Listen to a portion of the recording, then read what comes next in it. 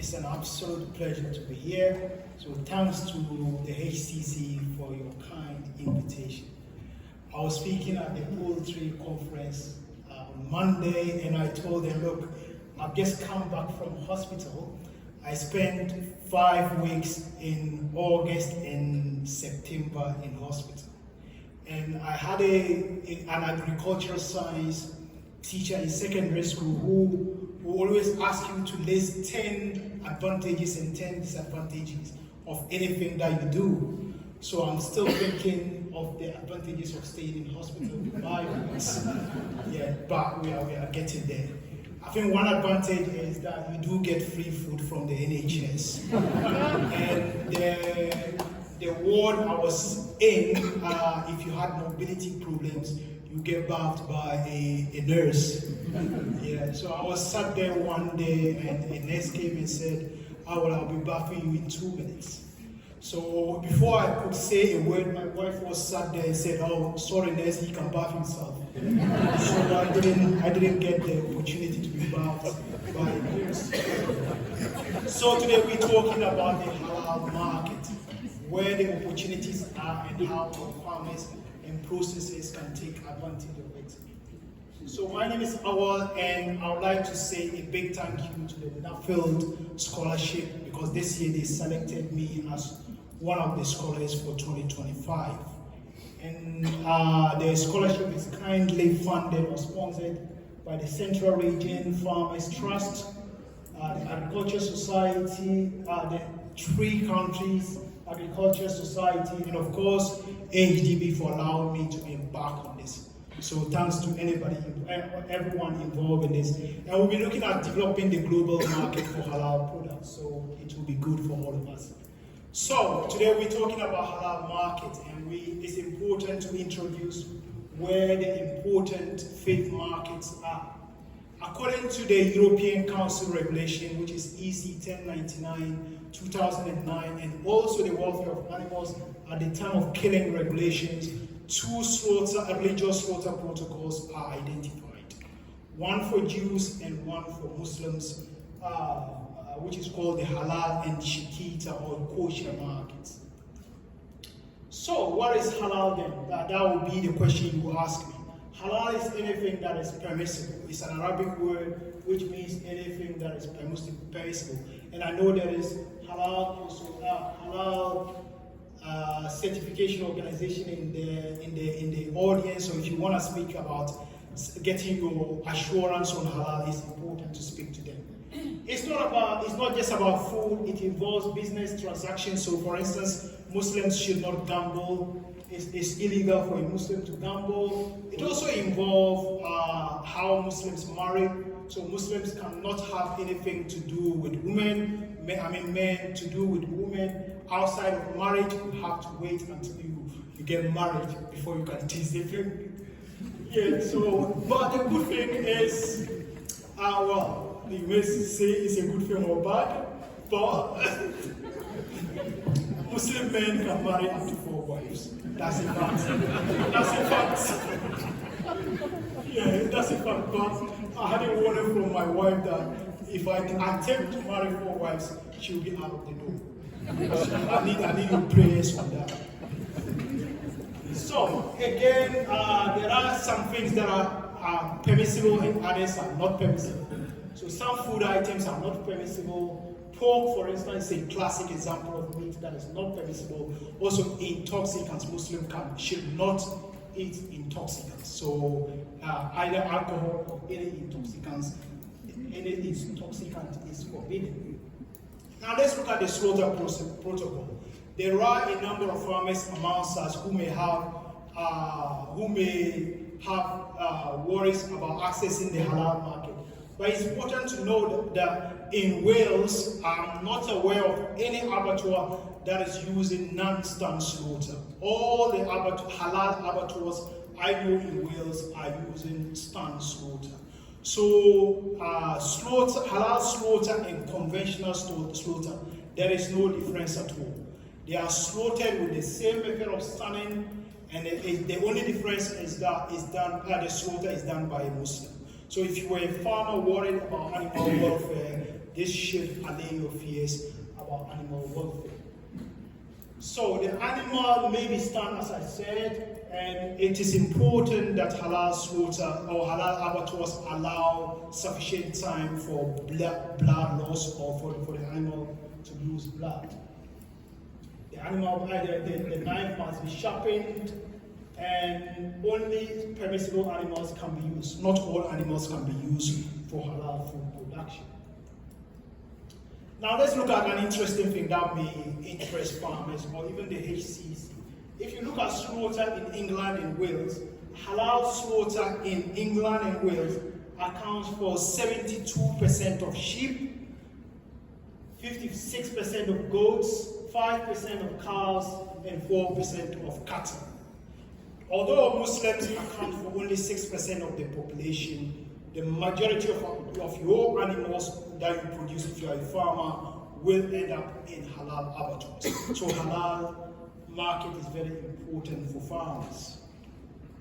Now let's look at the value of the halal market. Recent research we conducted found that the value of the sheep, beef, and poultry market in the UK is around 1.7 billion. That is a huge market that you and I should take very seriously.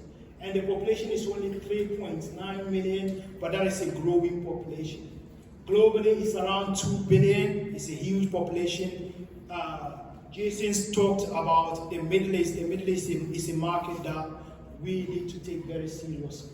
And most of your mutton, if you are a farmer, most of the mutton you produce, almost 100% of it will end up in the halal market. You can put this to test. If we were to ask how many people here have eaten mutton in the last week, we will struggle to find people who have eaten mutton in the last week. But if you ask the same question in the Muslim community, it's very likely that each and every day people eat mutton. So the halal market is very, very important for your mutton. It's also important to remember that there are some festivals in the Muslim community that are very important or that are fundamental to what farmers do. So it's important for you to be aware of the religious festival. Now, sorry about this slide if you feel uncomfortable with it, but it's important to remind ourselves that the halal market provides opportunity for carcass balance. Most of the products that you guys will not eat, again, if I were to ask you, when was the last time you ate a sheep's head? Cat, can you say last week? Well, Cat hasn't eaten sheep head for a long time, and many people here will not have eaten a sheep head in a long time. But there is market for this. The halal market provides opportunity for this, and also the market in Africa is also important for this. There is also sheep feed or cow feed, tripe, and other products that will not normally be consumed in the general market, but it will end up in the halal market. I always remind my colleagues that mutton is very, very important, but it depends on how you produce it.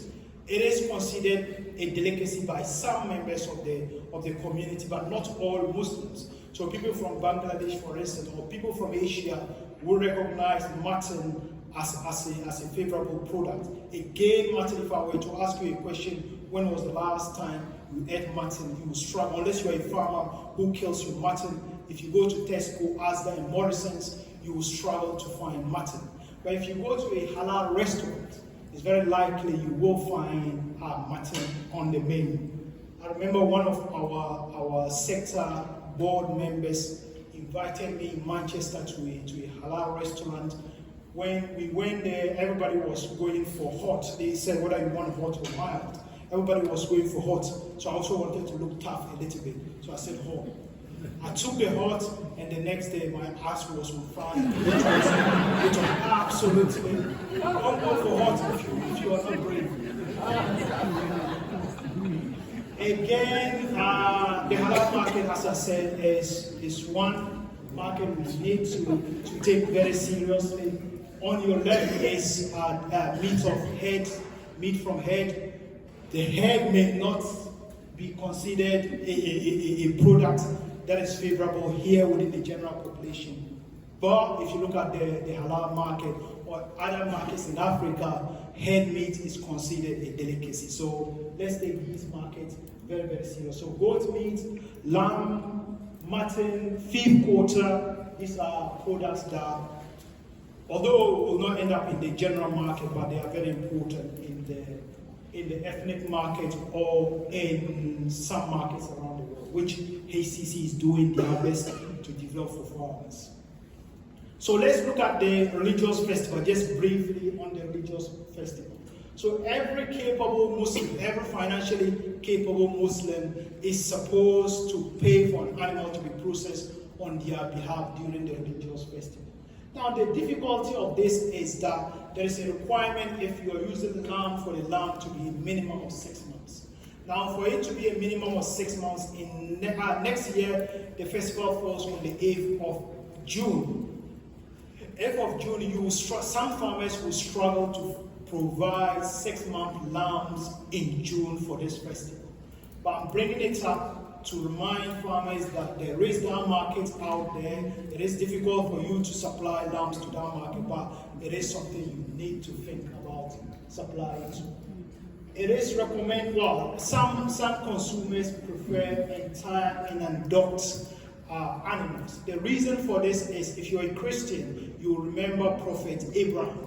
Prophet Abraham wanted to please God, so he decided to say, look, God, I can even sacrifice my son to you.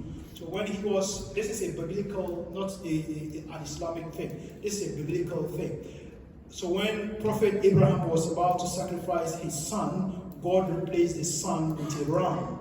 And the ram at that time was an entire ram, was as intact as possible, was with less invasive procedures as possible. So Muslims want to mimic Prophet Abraham, so they want to provide an animal that is as natural as possible, that is sexually mature, that has got less invasive procedures, so entire and adult animals are preferred during that festival.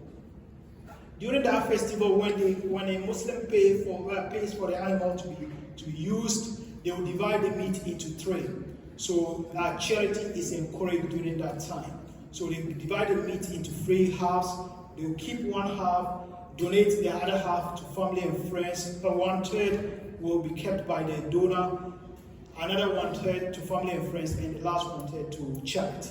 So many food banks in the UK, whether they are Muslim food banks or not, will receive a lot of meat during the festival. So charity is encouraged during the festival.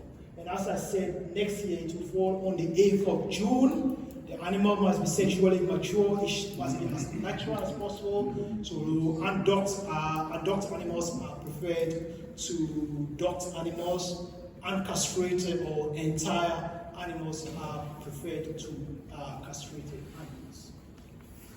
We've got a resource within the AHDB where you guys can access free of charge.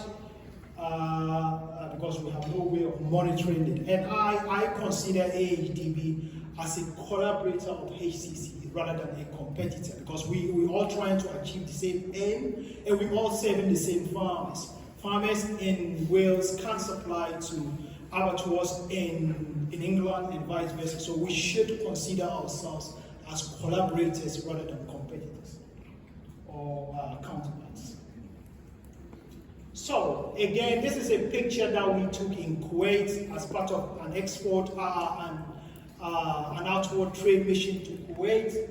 Again, I'm just going to remind you about some of the markets that are of relevance. France is important for the halal market. Majority of our halal products in England and Wales will end up in France in the Rangis market. So if you are a processor looking to access the market looking to access the export market, France is a market you should consider. Germany is another one. I think they've got around 5.5 million Muslims. That is a huge market that you should target if you are considering exporting. The Middle East, Asia, and the Americas. Jason mentioned about the Middle East being a premium market. It is true. They pay more for meat than compared to the global average. Globally, I think we export chilled meat per ton. We get around £6,000. In Qatar, they pay around £20,000 per ton. for chilled meat. So 6,000 pounds globally against 20,000 pounds. That is a premium market that you and I cannot ignore. So again, to emphasize the premiumness of the Middle East market, this was actually Welsh meat, but I normally prefer to call it British meat because so that we can cover everyone rather than just saying only Welsh. So if you look at lamb racks, they are selling lamb racks 21 pounds per kilo. I don't think anyone within us or amongst us has paid 21 pounds per kilo for racks in recent time. That is just a premium market, and they are prepared to pay this amount of money for it. And if you look at lamb racks, they are paying around 50 pounds per kilo for Welsh lamb. That is also very huge, and it's a market that we have worked with the likes of Elwin, Jason, and others. We have met them in Gulf Food, where they're trying to produce, to promote Welsh lamb, and we're also trying to produce to promote British lamb in Gulf in Dubai. So it is a premium market, in fact. This was at the embassy in Dubai, where we showcased British, I prefer calling it British lamb to buyers, and they love our lamb. So it is definitely a premium market, and they are happy to pay a premium for our products. But there are some challenges of accessing the market. The first one is additional cost with halal certification. To ensure that your product is halal and for export, there is a requirement that you should have halal certification. As I said, there is a halal certifier within amongst us today, but that may add some cost. If you are a large abattoir, you may not feel it, but smaller abattoirs may feel it. The other one is shelf life. Compare Australia to the UK. Australian producers can give up to 90 days of shelf life for chilled meat. 90 days. We can only give maybe 40 to 50 days. So farmers amongst us, please send only clean animals to the abattoir. That is your contribution to extending the shelf life. But there is more we need to do in terms of research, whether AHDB or HCC, to see how we can support our processes to extend the shelf life. Traditionally, we didn't need to extend shelf life because our market was Europe. But look, we are out of Europe, and we need to look at other markets, and other markets need extended shelf life. So we need to be able to offer the services or what the type of product that people are looking for. The other one is exchange rate. We have a currency that is very strong, so sometimes competing with other parts of the world can be an issue. Price comparison, we cannot do anything about that unless the farmers, Peter, you are here with us as a farmer, unless you can have the price of your sheep. If not, we cannot compete with the price. But it's also important to acknowledge the fact that there is commodity, there is medium, and there is high premium products. We need to target the premium. We cannot compete with the likes of Australia on price. So we need to market ourselves as a premium product. And the last point here is market access and maintenance. And this is where HCC comes in. They have been doing their best, and AHDB has also been doing our best to open new markets, to maintain new markets, whether with trade missions, whether with trade shows. And as I said, I've met these guys in Gulf Foods, where we have all tried our best to showcase British, you will say Welsh products to the world, and I think we should continue to do those things. I think that's the end of it. That's my email there in case you've got any question, or maybe if you have any question now, yeah, I'm happy to answer it.